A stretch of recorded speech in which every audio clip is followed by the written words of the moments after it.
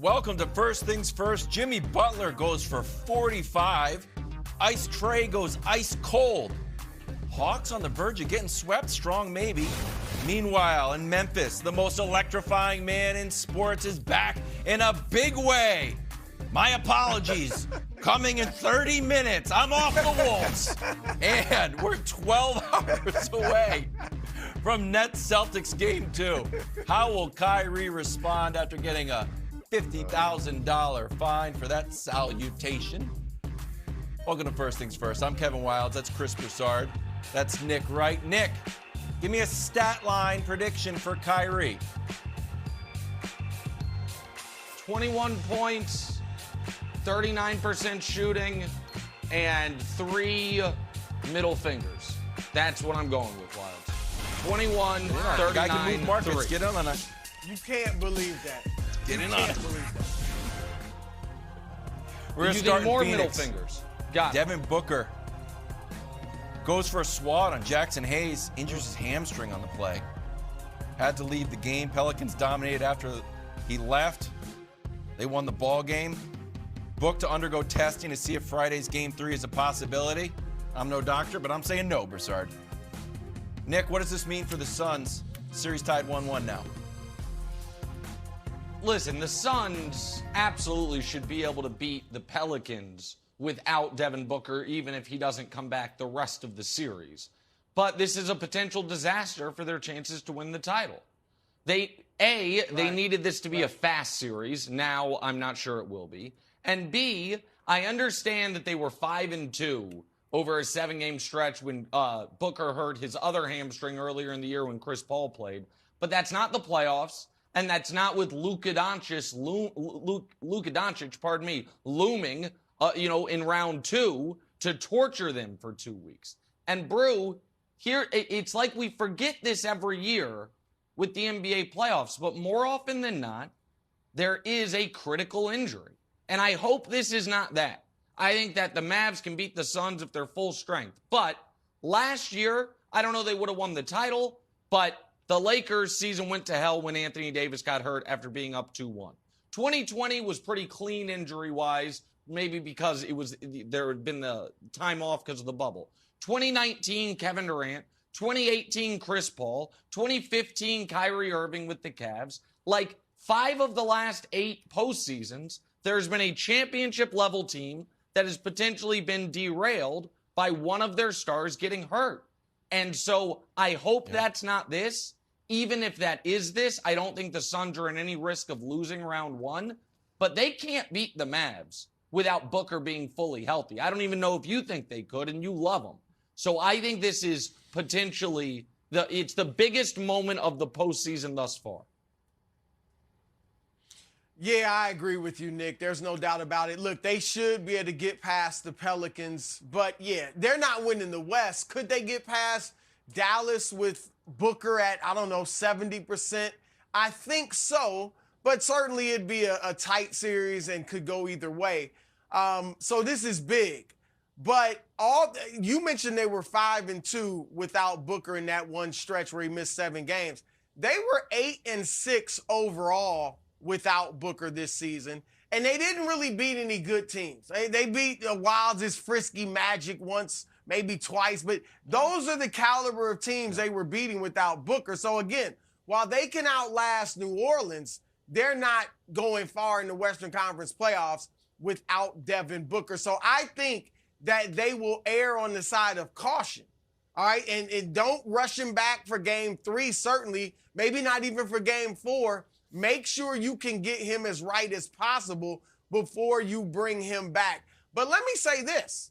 They need an attitude adjustment, all right, against these Pelicans. Oh. Because it was like they came out in the series.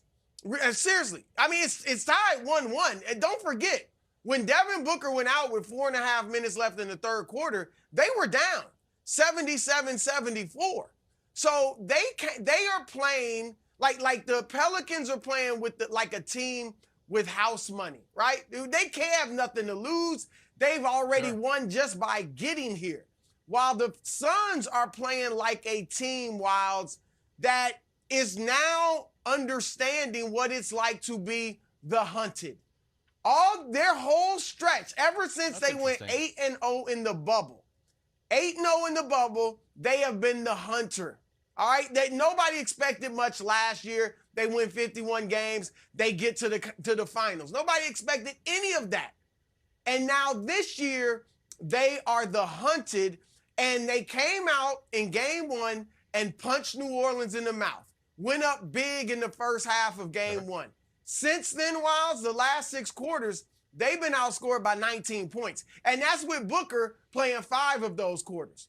So they need to adjust their attitude, buckle down on defense. They gave up 55% shooting last night. This is one of the best defensive teams in the league. Get your transition defense together and start buckling down so this series doesn't get hairy without Devin Booker. Okay, can we show the Devin Booker injury that happened last night? Brew, if I were you, I would be extra worried. This is the one from November. So he missed a bunch of games here. You know what? It didn't seem like he's like, you know what? He says, oh, crap. Here's the one from last night. What really concerned me, Broussard, his body language here, although I'm not an actual medical doctor, I do have a PhD in body language. I got it online. The way that he slaps the ball here from the fan, he knows it's a big deal. So the question for you is this, Broussard. Do you think the Suns need to do all these different things and change their attitude? Or perhaps does Chris Broussard need to change his pick? Seems like you got a little bit nervous. You were early on the Suns. Thank you.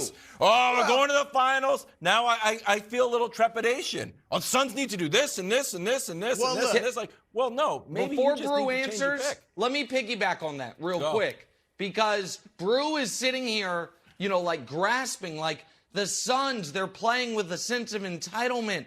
Like they're the champs, like they don't have a chip on their shoulder. Well, maybe that's because the Suns saw the most respected NBA voice in the world, the wise elder of First Things First, say 6 weeks ago they are going to cruise to a title.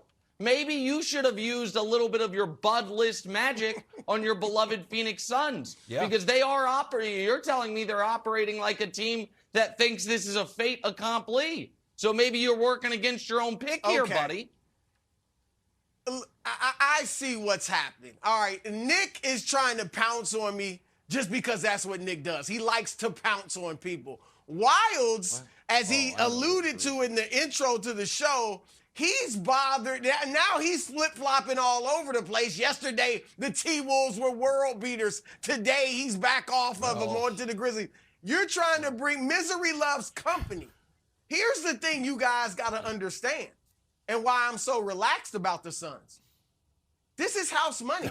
If Devin Booker gets injured, if Devin Booker's injured, then all bets are off. You can't hold me to the Suns winning the championship if their best player can't play or if he's playing with on a bad leg. Man, I'm cruising. If Devin Booker can't come back, guess where I'll go?